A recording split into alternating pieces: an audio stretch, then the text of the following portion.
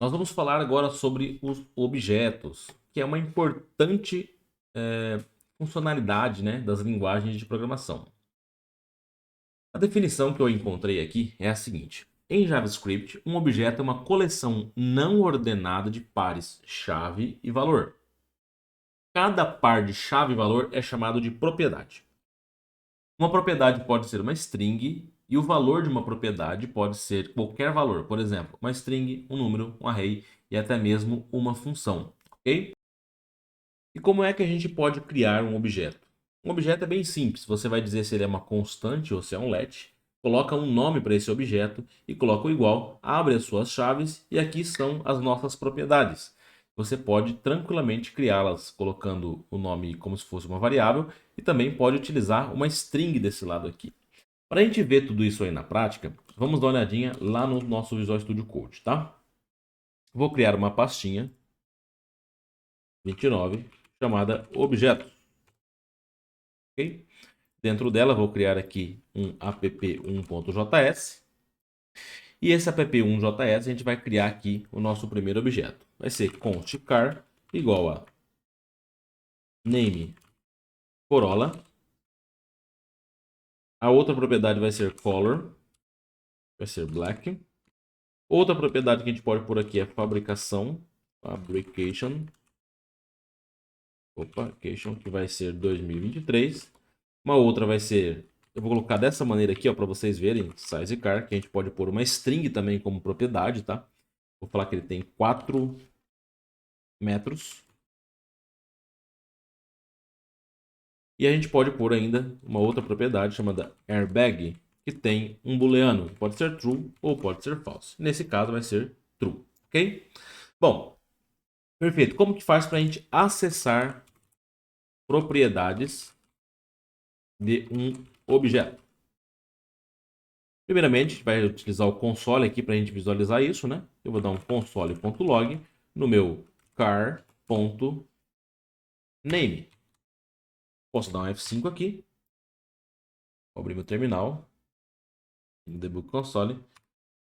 Olha só, ele trouxe para mim ali o Corolla, né? Mas essa maneira de acessar aqui, ó, o que está dentro de uma string, que tem dois nomes, é complicado, né? Se fosse color dentro de uma string, ele já até faz a autocorreção para a gente. Ó. Se a gente salvar aqui o nosso format onSave, já faz a correção. Mas se eu quiser acessar essa propriedade size-car, o que eu tenho que fazer? Tenho que colocar o console.log car, abro aqui como se fosse um array, né, que é os nossos colchetes, e coloco aqui size-car. Quando eu der um F5, olha só, ele traz para a gente ali Corolla e aqui escrito 4 metros. Ok? Então a gente consegue acessar as propriedades dessa maneira. Né? Você pode utilizar a anotação de ponto ou a anotação de colchetes, beleza? Uma outra coisa que a gente precisa aprender, que é modificar o valor de uma propriedade. Como que eu faço isso? Eu faço aqui, por exemplo, vou trocar o nome do meu carro. Car.name vai receber aqui agora Honda Civic. Se eu der um outro console aqui no meu car.name, eu até vou dar um console.log aqui com uma divisão de linhas, tá? Para ficar mais fácil da gente, para ficar mais fácil da gente enxergar. Se eu der um F5 aqui agora, primeiro era Corolla e agora é Honda Civic. Então eu troquei o valor de uma propriedade, né? Mas além de trocar o valor de uma propriedade, eu posso querer criar uma nova propriedade dentro desse objeto. Tá? E como que eu faço isso? É bem simples também.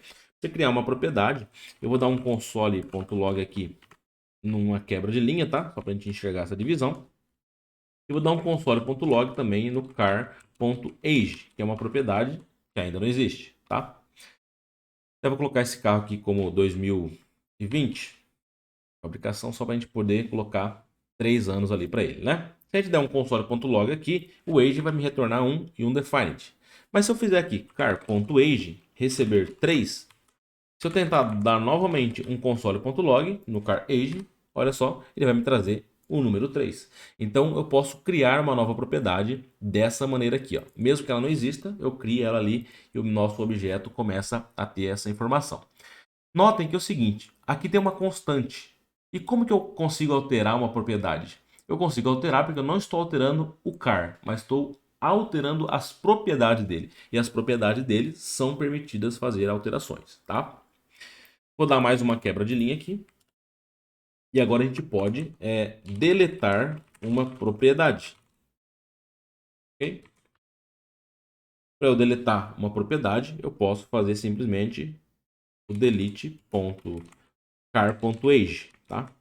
E agora eu posso tentar novamente dar o console.log no car.age, que essa propriedade vai deixar de existir, porque eu deletei ela ali. Então a gente coloca delete, o nome do objeto, mais a propriedade que a gente quer deletar. Se eu quiser deletar mais de uma, eu coloco aqui car.name, e aqui eu posso testar até o car.name, para a gente ver.